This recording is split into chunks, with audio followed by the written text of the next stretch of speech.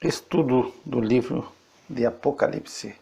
Eu havia parado no último áudio, no capítulo 22, nós estamos vendo o verso 2,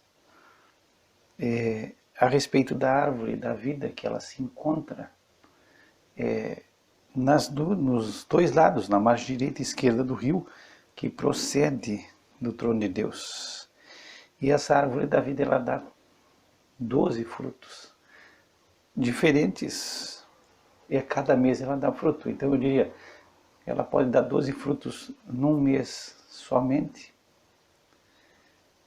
e de novo no outro mês ela dá mais 12 frutos, ou ela poderia dar um fruto num mês, acabou aquela safra daquele produto, no outro mês ela dá outro fruto, e no outro mês ela dá outro fruto, e aí daria 12 também.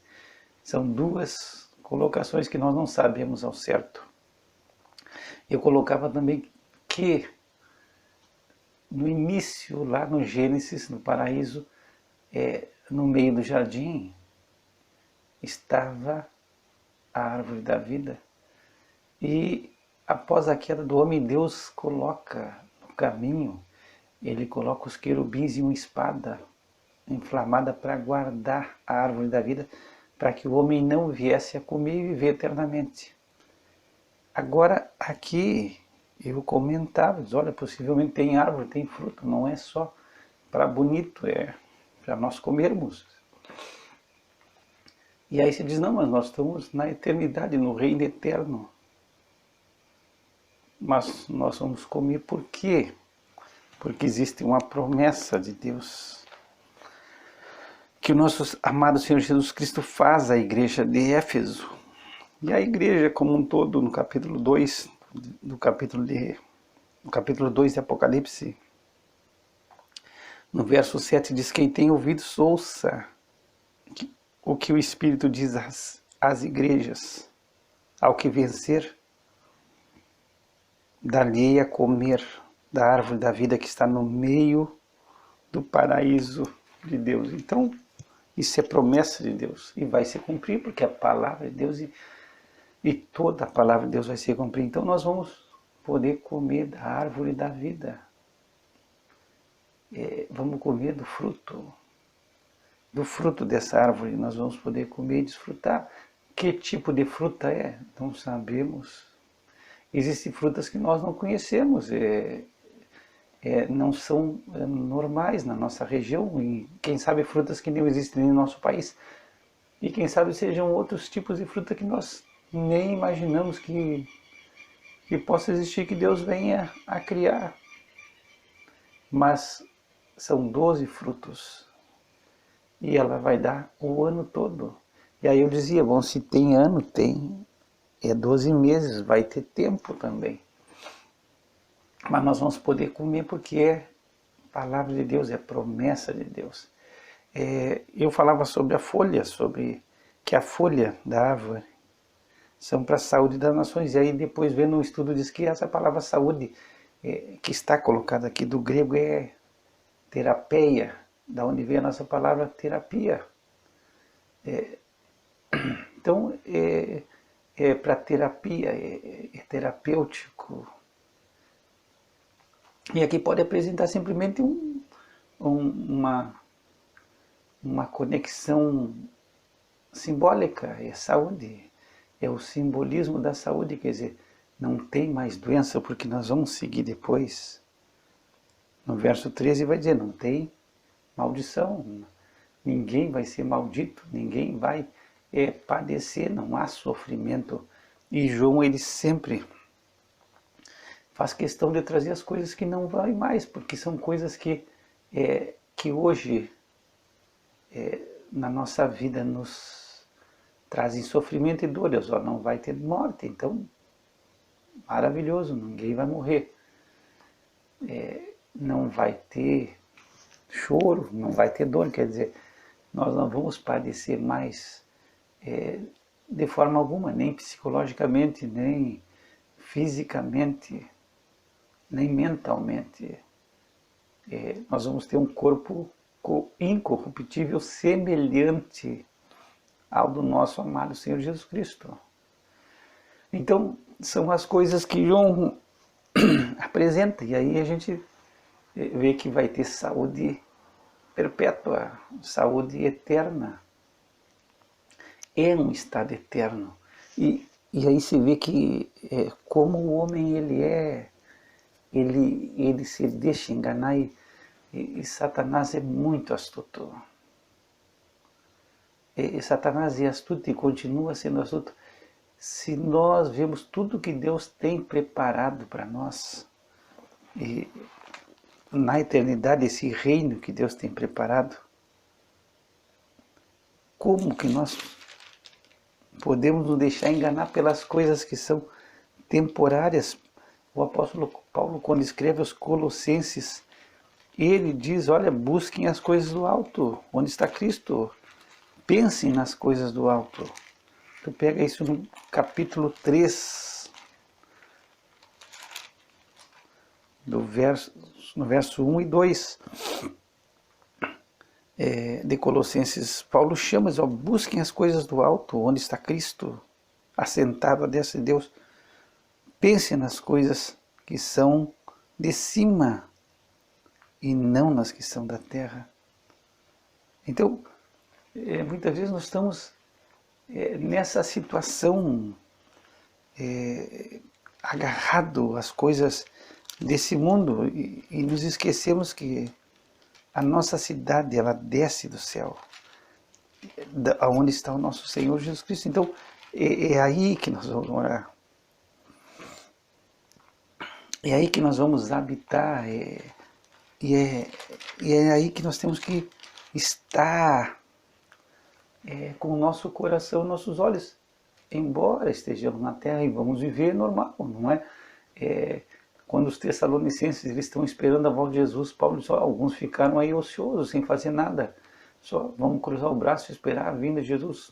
Não, vamos viver normal, trabalhar, vamos ter a nossa vida diária, mas o nosso coração tem que estar nas coisas do céu, tem que estar meditando nas coisas que Deus tem reservado, e nós vamos fazer tudo pensando nessas coisas e buscando aquilo que tem valor eterno. Paulo, quando ele escreve aos Filipenses, no capítulo 3, no verso 20, ele diz, mas a nossa cidade está nos céus, de onde também esperamos o Salvador, o Senhor Jesus Cristo. Então, essa é a nossa cidade, ela está no céu, mas ela não vai permanecer no céu, ela desce de Deus do céu. Essa é a nossa cidade, esse é o esplendor, essa é a glória da nossa cidade. A nossa cidade está no céu. João diz, nós temos que viver aqui como forasteiro e peregrinos. Não te agarra a nada, não começa a pegar as coisas como tu fosse desse mundo. Mas vive como peregrino, como forasteiro. Pega 1 Pedro 2,11, diz, amado, peço-vos como a peregrinos e forasteiros, que vos abstenhais das concupiscências da carne, que combatem contra a alma. Peregrino, tu está de passada, tu é um forasteiro nesse mundo, a tua cidade desce do céu. E aí eu falava no outro áudio, Abraão nunca foi bobo. Abraão viu essa cidade de alguma forma, eu acredito que ele tenha visto, ele sabia da cidade, ele aguardava essa cidade. Era essa cidade que ele queria habitar, que ele queria viver. E nós não podemos ser bobo também de querer se agarrar às coisas desse mundo, embora, que eu volto a dizer, não é cruzar os braços e dizer, não, eu não quero mais nada aqui nesse mundo. Não, tu vive, nós vivemos aqui. O que Deus nos dê a alcançar aqui, nós devemos alcançar. Mas o nosso coração tem que estar na nossa cidade. E a nossa cidade, ela está nos céus e ela vai descer do céu. Isso é o que é importante e o que é maravilhoso para a nossa vida. eu disse no outro áudio que o meu desejo era falar sobre o rio. E aí nós entramos na parte da árvore da vida, e que nós vamos comer da árvore da vida. E tinha as folhas da árvore são para cura e para a saúde das nações. E nós deixamos de falar do rio. E aí agora vamos entrar um pouco no rio aqui. Por que eu queria falar do rio? O anjo mostra o rio puro. E aí começa a dizer, é um rio puro. Pureza. E aí por que a gente vai vendo, é um rio puro porque João diz a procedência dele. Procede do trono de Deus e do Altíssimo. Então é um rio puro, procede diretamente do trono de Deus, não tem impureza nenhuma. E nós não temos essa noção de um rio puro. Eu escutava uma história verídica de uma certa cidade. A cidade ela tinha um lugar onde ela tirava a sua água e a água vinha para um tanque, para um depósito grande e dali era distribuído à população. Todo mundo bebia daquela água normal, viviam tranquilamente bebendo aquela água normal. Não sei lá porque uma hora se foi limpar aquele tanque onde a água era depositada. Se foi esvaziar, esgotar para fazer uma limpeza. E quando se esgota, se acha tudo que é tipo de imundície, coisa podre e coisa estragada embaixo, naquele tanque onde a água era guardada para ser distribuída à igreja. A igreja, a cidade. Isso é um fato real. E aquilo virou comentário na cidade. E a partir daquilo ali, muitas pessoas começaram a passar mal em decorrência da água. As pessoas tiveram muita enfermidade. E aí é estranho porque eles beberam a água sempre, nunca deu nada em ninguém. Mas a partir de que eles souberam, eles começaram a ter problemas e problemas por causa, em decorrência da água. Quem sabe, e aí a gente não pode dizer que isso seja só psicológico, quem sabe anteriormente alguns já poderiam ter demonstrado problema, mas nunca se raciocinou que fosse da água. Quem sabe se achava que estava passando mal por alguma coisa que comeu, ou por um problema de saúde. Mas a água, embaixo, tinha tudo que é tipo de imundícia, de coisa apodrecida, de infecção, de coisas que eram podres. E aí todo mundo começa a passar mal por causa dessa água. Então aqui não, aqui é um rio puro, ele procede do trono de Deus e do Cordeiro. Então é um rio puro. E aí depois diz, é um rio puro da água da vida. E ele diz, olha, é claro como cristal. Nós sabemos que quando João ele é transportado em espírito, ele é levado em espírito ao céu, ele diz que ele vê diante do trono um mar. E esse mar existe, é um mar de vidro, é semelhante ao cristal, então é claríssimo, é clarinho, clarinho, clarinho. E esse rio aqui, ele é claro como cristal. E ele é o rio da água da vida. Ele procede de Deus. E aqui nós temos que parar de novo, porque quando eu falava em Jeremias 2, Deus diz ao povo de Israel, e aqui é especificamente a tribo de Judá, ao reino do sul, porque foi para eles que Jeremias profetizou antes do cativeiro babilônico.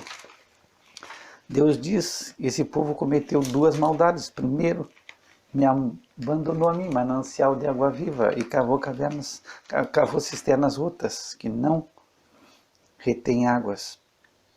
Pode depois conferir esse texto. em Jeremias 2,13. Então Deus diz: me deixaram um manancial de águas vivas. Então é Deus o manancial. É de Deus que flui essa fonte de água viva. Então esse rio de água viva, de água da vida, ele vem do manancial. Ele vem do trono, ele vem diretamente do nosso Deus. E nós temos outra situação também em João 4, quando Jesus ele se encontra junto ao poço de Jacó e ele tem um encontro com a samaritana e ele pede para a samaritana água. Tu pode depois conferir esse texto de João 4. Ele está junto do poço de Jacó e a samaritana vem tirar água próximo ao meio-dia, perto do meio-dia, e aí ele pede água para ela. E ele mantém o diálogo e ela disse assim: como tu sendo judeu fala comigo? Eu sou samaritano. E aí Jesus disse: se tu soubesse quem fala contigo, se tu conhecesse o dom de Deus, e quem é o que te diz, dá-me de beber, tu lhe pedirias e ele daria água viva. Poxa, Jeremias diz que Deus diz: tu me deixou, eu sou o manancial de água viva. E agora Jesus diz assim: se tu lhe pedirias, ele te daria água viva. E aí a mulher disse: não, Senhor, tu não tem como tirar. Como é que tu vai conseguir água? Como tu vai tirar? E tu tens água viva. E aí Jesus diz: qualquer que beber dessa água tornará a ter sede, mas aquele que beber da água que eu lhe der nunca mais terá sede. Então essa é a água da vida, é a água viva. Porque a água que eu lhe der se fará nele uma fonte de água que salte para a vida eterna. Então, se beber da água que Jesus dá, e ele chama, quem tem sede venha, é um chamamento, beba da água da vida, é Jesus chamando quem tem sede. E aí essa água vai se tornar dentro dele uma fonte que salta para a vida eterna. Então é Jesus o manancial, ele diz: olha, eu tenho água da vida para dar. E ele está chamando, e nós estamos chegando ao final do Apocalipse, e o chamamento segue. Quem tem sede, venha e beba da água da vida. E quando nós chegamos no Evangelho de João também, vamos dar uma olhada aqui no capítulo 7,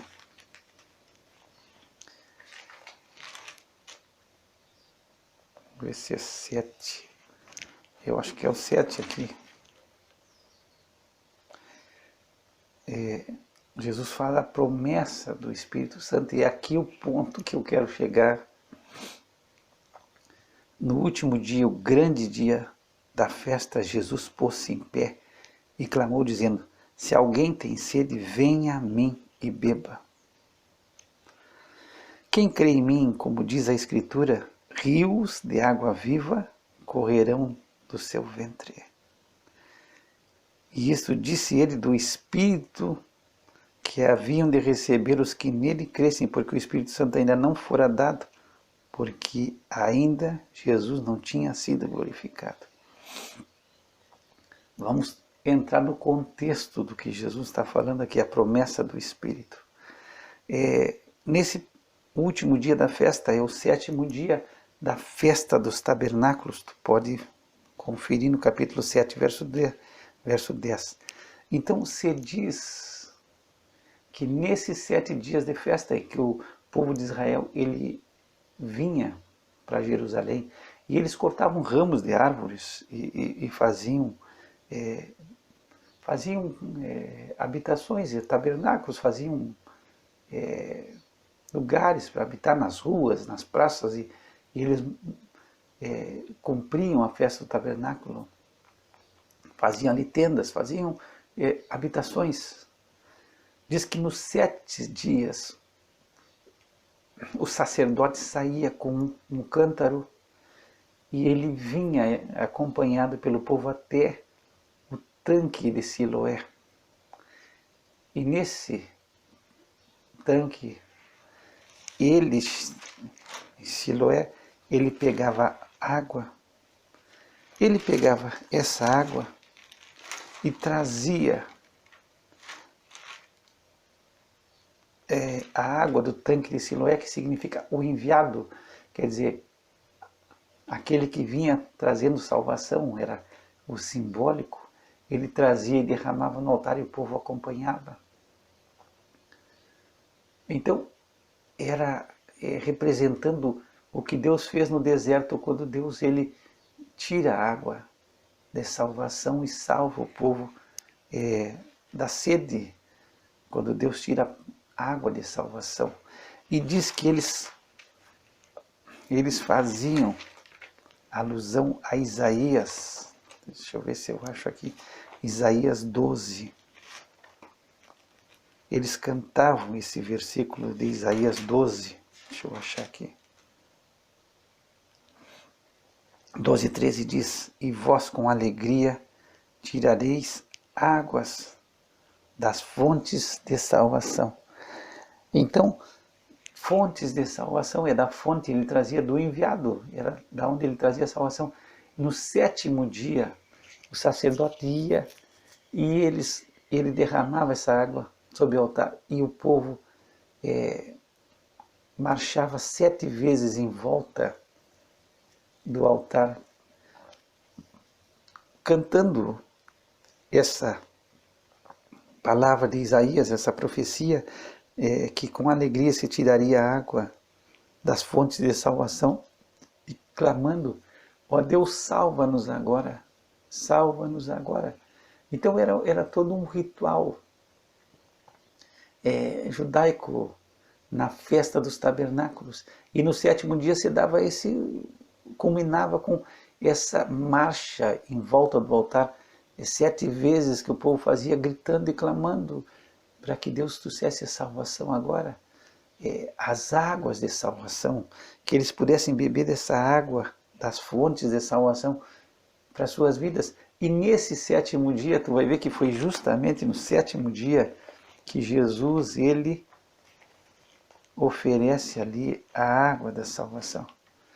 Isso é muito tremendo, porque eles estão clamando no 7º dia, ali fazendo as voltas no altar, e estão clamando por essas águas de salvação, que eles pudessem beber dessa fonte de água de salvação e Deus trouxesse salvação ao seu povo. A água foi tirada do tanque de Siloé, a água do enviado. E aí Jesus se coloca: bom, estou aqui. Vocês estão querendo água de salvação? Estão querendo beber das águas, das fontes de salvação? Estão com sede? Estão precisando de salvação? Aí Jesus faz esse convite: quem tem sede, venha a mim e beba. Jesus se apresenta como a fonte da água de salvação ao seu povo, a água viva, a água da vida que traz salvação. Ele disse: olha, de quem crê em mim, como diz as Escrituras, rios de água viva correrão do seu ventre. Bom, vocês não vão mais ter sede, vai correr um rio, vai haver um rio dentro de vocês que vai correr do ventre. Vai ser rios de água viva correndo, se vocês creem em mim. E é interessante porque Jesus disse: olha, vocês creem em mim, se vocês não crerem em mim, vocês vão morrer nos seus pecados. Então aqui está a salvação.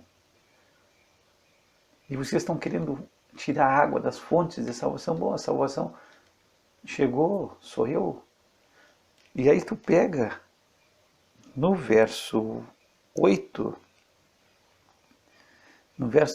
no capítulo 8, verso 24, diz: por isso vos disse que morrereis em vossos pecados, porque se não credes que eu sou, morrereis em vossos pecados.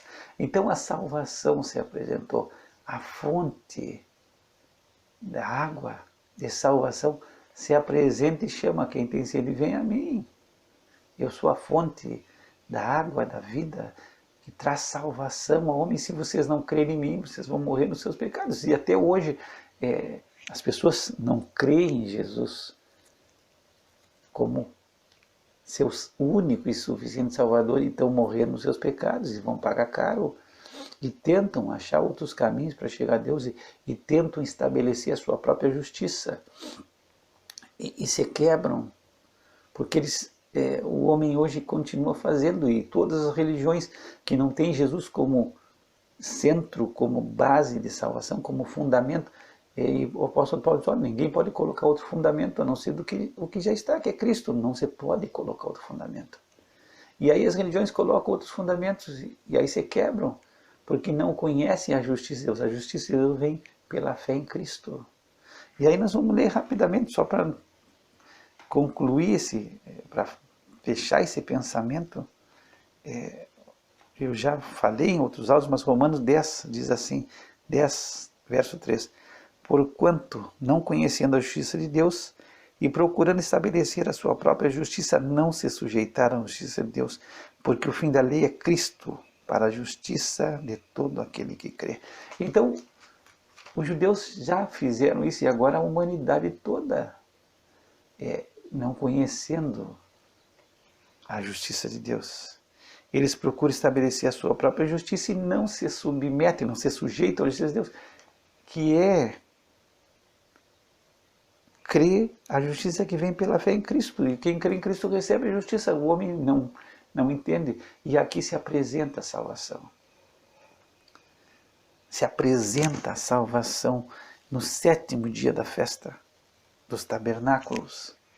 E aí eles estão clamando e gritando, salva-nos, nos dá dessa fonte de água, de salvação, dessa água que nos salva. E aí Jesus se apresenta nesse clamor do povo. Vocês estão com sede, estão querendo beber das fontes, das águas de salvação.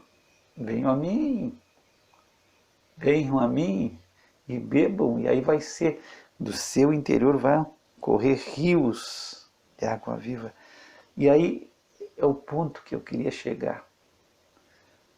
Quando ele fala que esses rios de água viva vão fluir do teu interior, vão correr do teu interior, ele está falando a respeito do Espírito Santo que haviam de receber os que nele crescem. E aí que eu fecho esse pensamento que eu queria trazer de Apocalipse 22. Todo esse trajeto que eu fiz foi para te trazer aqui a esse ponto. João, ele viu o rio de água pura, de água da vida. É um rio puro de água da vida, claro como cristal, procede do trono de Deus e do Cordeiro. E aí é que eu estou querendo chegar em toda essa volta que eu fiz. Nós temos o trono do Deus e do Cordeiro. E onde está o Espírito Santo? É o trono de Deus e do Cordeiro. E no meu ver, no meu entendimento, o Espírito Santo se encontra trazendo vida através desse rio. Aqui está pairando o Espírito Santo de Deus nesse rio puro de água da vida que procede de Deus. Aqui nós vamos encontrar o Espírito Santo agindo e se movendo através desse rio de água vida, de água da vida, porque Jesus disse, olha, vão ser rios que vão fluir, e isso ele está falando do Espírito, e então aqui é a presença do Espírito Santo e a Trindade, porque se tu for olhar onde se encontra o Espírito Santo de Deus, e é interessante porque Jesus disse, olha, eu é o Espírito. E é o Espírito que traz vida. Quando o apóstolo Paulo ele escreve aos Coríntios, eu não sei se é na primeira carta ou na segunda, eu vou olhar aqui agora. Acredito que seja na segunda carta. no capítulo 3, se não me falha a memória, esses dias eu estava vendo. Se não for agora, eu vou ter que pesquisar, mas eu acho que é no capítulo 3, verso 6, está aqui. E ele diz assim: o qual nos fez também capazes de ser ministro de um novo testamento, não da letra, mas do Espírito. Porque a letra mata e o Espírito vivifica. Então, o Espírito traz vida e ele vem nesse rio de água viva. E Jesus disse, olha, ele está falando do Espírito. Quando ele diz, olha, vão fluir rios de água, vai se fazer uma fonte que vai correr. E ele está falando a respeito do Espírito Santo. Então, aqui se encontra o Espírito Santo de Deus dando vida nesse rio de água viva, desse rio de água da vida. E não sei porquê, e nós não vamos estudar isso agora, porque é complexo e não daria tempo. Mas quando tu vê a criação, lá no Gênesis 1, tu entra no Gênesis, e aí diz que no princípio Deus, no versículo, capítulo 1, verso 1, no princípio criou Deus os céus e a terra. E a terra era sem forma e vazia, e havia trevas sobre a face do abismo. E o Espírito de Deus se movia sobre a face das águas. Isso é glorioso. O Espírito Santo se movendo sobre a face das águas. E aqui tem um rio e a água da vida. E se tem vida, quem vivifica, nós lemos, é o Espírito. Procede de Deus. Então, se traz vida, o Espírito Santo está presente, é Ele que vivifica. É Ele que vivifica e Ele traz glória a Cristo. E aí é importante uma coisa que nós vamos colocar. Era isso que eu queria trazer.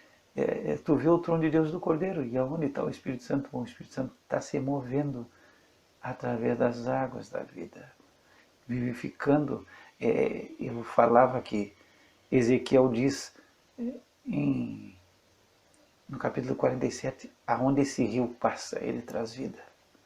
Aonde esse rio passa, ele vivifica tudo. Quem bebe dessa água tem vida porque bebe da água do Espírito, que procede de Cristo. Agora, o que é importante aqui, eu vou fechar esse áudio com isso.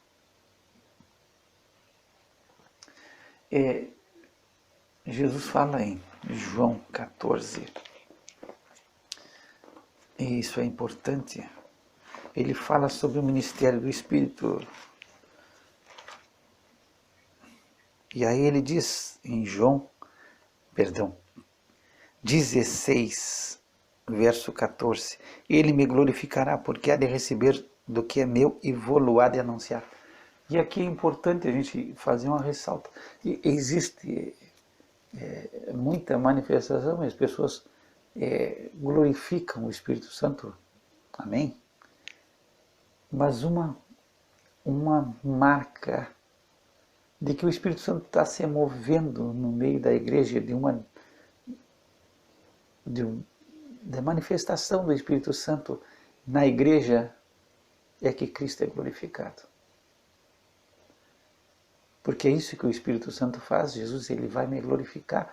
Então o Espírito Santo não veio para se glorificar a si mesmo, ele não está no meio da igreja habitando conosco para se glorificar a si. Então eu sei que muitas vezes na igreja o pessoal, o Espírito Santo fica buscando, e naquele ministério do Espírito, mas eu vi até num livro de estudo de teologia, disse, bom, quando o Espírito Santo ele está se movendo no meio da igreja, e ele está cumprindo o seu ministério no meio da igreja, tu vai ver Cristo sendo glorificado. Então, se o Espírito Santo está agindo no meio da tua igreja, Cristo está sendo glorificado, Cristo está sendo recebendo glória. Por quê? O Pai glorifica o Filho. E o Espírito Santo, o Pai glorifica o Filho no céu, e o Espírito Santo glorifica o Filho, a Cristo, na terra através da igreja. Então é isso que o Espírito Santo faz, que ele vai fazer. E eles são um, então não existe ciúme, não existe nada. Eu quero um pouco de glória, não, a glória é entregue a Cristo pelo que ele fez. Então é isso que o Espírito Santo veio fazer. E quando tu está vendo que o Espírito Santo está se movendo no meio da igreja, como que tu vai, através de Cristo, sendo glorificado? Quando a igreja glorifica Cristo, é a ação do Espírito Santo. O Espírito Santo está se movendo no meio da igreja. Então é estranho quando as pessoas... a igreja se move para glorificar o Espírito Santo. E aí, para mim, é coisa do homem. Não é mover do Espírito. Quando você está glorificando o Espírito Santo, isso é coisa da carne. Porque quando o Espírito Santo se move, a igreja vai glorificar Cristo e Cristo vai ser glorificado. E não existe nenhum melindre entre eles, porque quando Jesus disse, olha, aquele que me honra está honrando o Pai. E aquele que não está me honrando não está honrando o Pai. Então não existe melindre nenhum. Jesus disse, eu e o Pai somos um. Então, quando o Espírito Santo está honrando a Cristo, ele está sendo honrado. Mas eu acredito e vejo que quando se faz algo no meio da igreja e se quer glorificar o Espírito Santo, não é um mover do homem, é um agir humano, não é do Espírito. Porque quando o Espírito for se mover e estiver se movendo no meio da igreja, Cristo vai ser glorificado. E o Espírito Santo está sendo honrado nisso, porque é isso que ele veio fazer. Então não existe um melindro nenhum. Ele vai glorificar Cristo. Jesus, olha, ele vai me glorificar para receber do que é meu. Ele vai me glorificar. E é isso que o Espírito Santo está fazendo, glorificando a Cristo. Nisso ele está sendo glorificado da mesma forma, mas ele vai se mover para glorificar a Cristo. E quando você vê alguns mover no meio da igreja, muita vez a gente fica achando, bom, será que é no Espírito? Porque a glória é a Cristo. É a glória de Cristo. E Jesus dizia ao Pai, tu pega na oração de João 17, me glorifica com aquela glória que eu tinha contigo antes que o mundo existisse, essa glória. E o Pai disse, não, ele vai receber, ele sobe com toda a glória, ele sobe vencedor, e o Pai está feliz, e o Pai está exultando, porque o Filho é glorificado, e o Pai é glorificado no Filho. Então são coisas que nós precisamos analisar e ver. O Espírito Santo se movendo em nós, ele vai glorificar Cristo. O Espírito se movendo na igreja, ele vai glorificar Cristo. Ele não vai se glorificar a si mesmo, mas ele vai trazer glória ao nome de Cristo. E aí tu pega, vamos fazer para nós fechar esse áudio aqui. João 17, 4, Jesus disse, olha, eu glorifiquei-te na terra, tendo consumado a obra que me deste a fazer. Agora glorifica-me tu, ó Pai, junto de ti mesmo, com aquela glória que tinha contigo antes que o mundo existisse. Então Jesus disse ao Pai, olha, eu te glorifiquei na terra. Como? Fazendo a obra que tu me deu a fazer. Agora me glorifica tu, ó Pai, junto de ti mesmo, com aquela glória que eu tinha antes que o mundo existisse. E aí o Pai está agradado, o Pai está feliz. E o Pai diz, olha, tem um momento que Jesus ele está para ser crucificado, e ele vai dizer, o que eu vou pedir? Eu vou pedir, me livra dessa hora? Não, glorifica o teu nome, Pai, te glorifica. E o Senhor responde, eu já estou glorificando, e fica tranquilo, o Pai está agradado, o Pai está exultante na glória do Filho. E o Espírito Santo da mesma forma. trazendo toda a glória a Cristo, e isso é importante. No próximo áudio nós entramos, nós vamos seguir. Eu queria trazer essa parte do Espírito Santo se movendo sobre as águas e trazendo perdão, vida por onde ele passa. É o ministério do Espírito Santo para a glória de Cristo, para a glória do Cordeiro. Ele está trazendo vida, ele entra e jorra e faz dentro de nós um rio que flui para a vida eterna. É rio fluindo. E Jesus está dizendo, isso é a respeito do Espírito Santo, ele se move nessas águas, ele gosta dessas águas. Quando tem água da vida jorrando e procedendo do manancial que é Cristo, e o nosso Deus Todo-Poderoso, o Espírito Santo está aí, se movendo, se movendo, se movendo.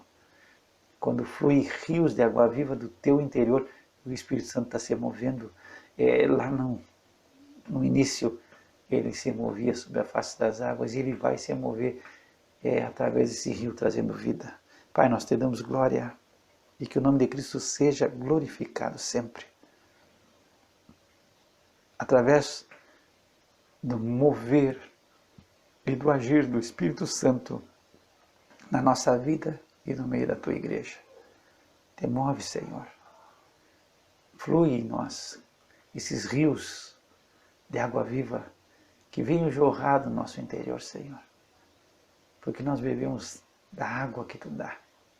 E ainda hoje, Senhor, tu chama todo aquele que tem sede para beber da água da vida. Da água que tu dá.